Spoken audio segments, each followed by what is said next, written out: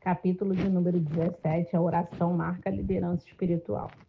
Os apóstolos conheciam a necessidade e o valor da oração para o ministério. Sabiam que a alta comissão que receberam como apóstolos, em vez de os aliviarem da necessidade de orar, deixaram comprometidos com ela por causa da sua necessidade mais premente. Por isso eram excessivamente ciosos caso algum outro assunto importante os privasse de tempo, impedindo-os de orar como deveriam.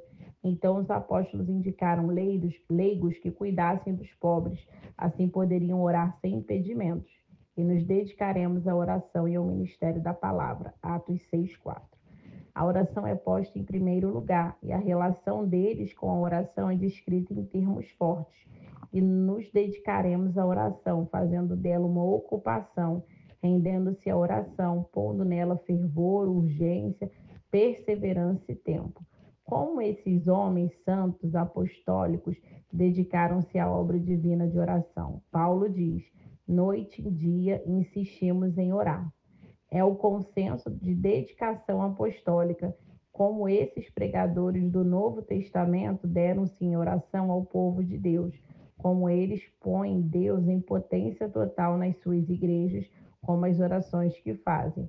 Esses apóstolos santos não pensavam de forma vã e fantasiosa que tinham cumprido esses elevados e solenes deveres ao pronunciar a palavra de Deus com fidelidade, mas pregavam para que a mensagem tivesse aderência e conteúdo pelo ardor e insistência com que oravam. A oração apostólica era tão árdua, laboriosa e imperativa quanto a pregação apostólica. Eles oravam poderosamente dia e noite para levar o seu povo às mais altas regiões de fé e santidade. Oravam ainda mais poderosamente para se manterem nessas elevada altitude espiritual.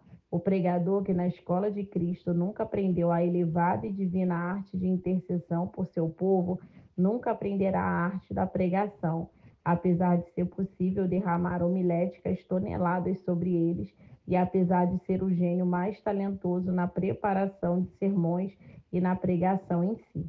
As orações dos líderes apostólicos e dos santos muito fazem pelo surgimento de santos entre os que não são apóstolos.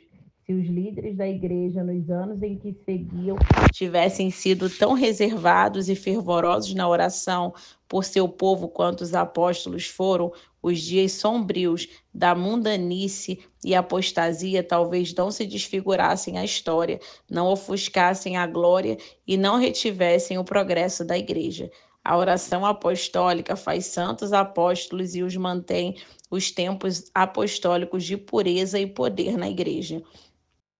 Altivez na alma, pureza e grandeza de motivos, altruísmo, autossacrifício, trabalho árduo e exaustivo, ardor de espírito, discernimento divino são os requisitos para ser um intercessor em favor dos homens.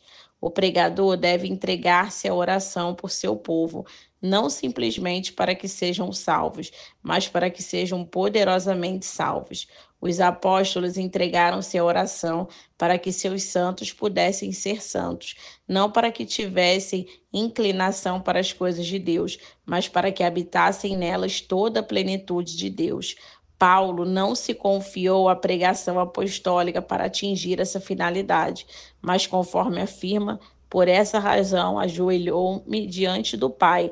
As orações de Paulo levaram os convertidos muito mais longe na estrada da santidade do que as pregações que fez. Epáfras fez tanto ou mais por meio da oração pelos santos colossenses quanto por sua pregação.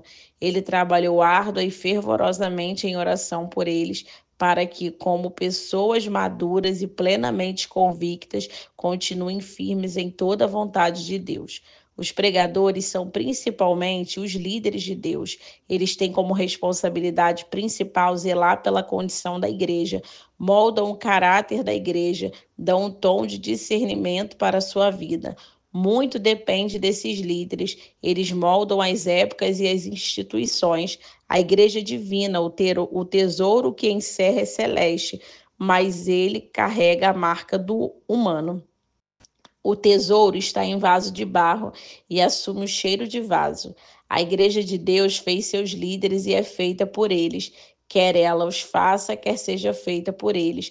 A igreja será o que seus líderes forem, espiritual, secular ou fragmentada. Os reis de Israel definiram os traços da piedade de Israel.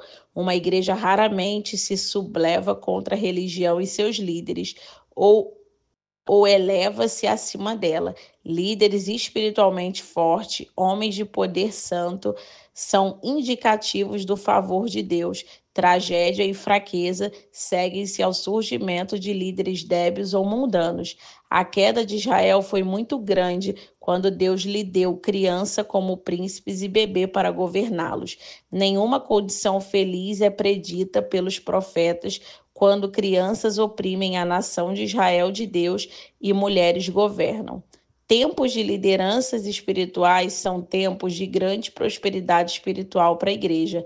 A oração é um dos elementos de destaque na liderança espiritual robusta. Homens de oração poderosa são homens de poder e dão forma às coisas. O poder delas está em Deus e dá passos de conquista. Como um homem pode pregar se não receber a mensagem diretamente de Deus no refúgio em secreto? Como ele pode pregar sem que a sua fé tenha sido vivificada, sua visão aclarada e seu coração aquecido no refúgio de Deus? Ai dos lábios que vão Ai dos lábios que vão ao púlpito sem serem tocados por essa chama de refrigério em secreto. Áridos e sem unção sempre serão, e verdades divinas nunca sairão com poder de lábios assim. No que se refere aos interesses reais da religião, um púlpito sem um refúgio sempre será coisa estéril. Um pregador pode pregar de maneira oficial, agradável, instruída, mas existe uma distância imensurável entre esse tipo de pregação e a semeadura da semente preciosa de Deus, feita com mãos santas, acompanhado do coração que ora e chora. O ministério desprovido de oração é o agente funerário de toda a verdade de Deus e da igreja de Deus. Ele pode ter o caixão mais caro e as flores mais exuberantes, mas é um funeral, apesar da arrumação encantadora.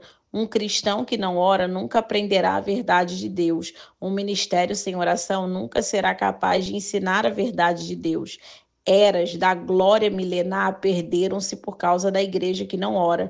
A vinda do nosso Senhor foi postergada indefinitivamente por uma igreja que não ora. O inferno aumentou suas instalações e encheu suas cavernas medonhas na presença do culto morto de uma igreja que não ora. A melhor e maior oferenda é a da oração. Se os pregadores do século XX aprenderem bem a lição da oração e fizerem pleno uso do poder da oração, o milênio chegará ao seu meio-dia antes do século encerrar-se. Orem continuamente, já diz 1 Tessalonicenses 5:17. É o chamado clamoroso aos pregadores do século XX. Se o século XX puser as mãos em seus textos, pensamentos, palavras e sermões preparados no refúgio, o século seguinte verá novos céus e nova terra. Os antigos céus e a terra, manchados e obscurecidos pelo pecado, desaparecerão sobre o poder de um ministério baseado em oração. E assim finalizamos o capítulo 17.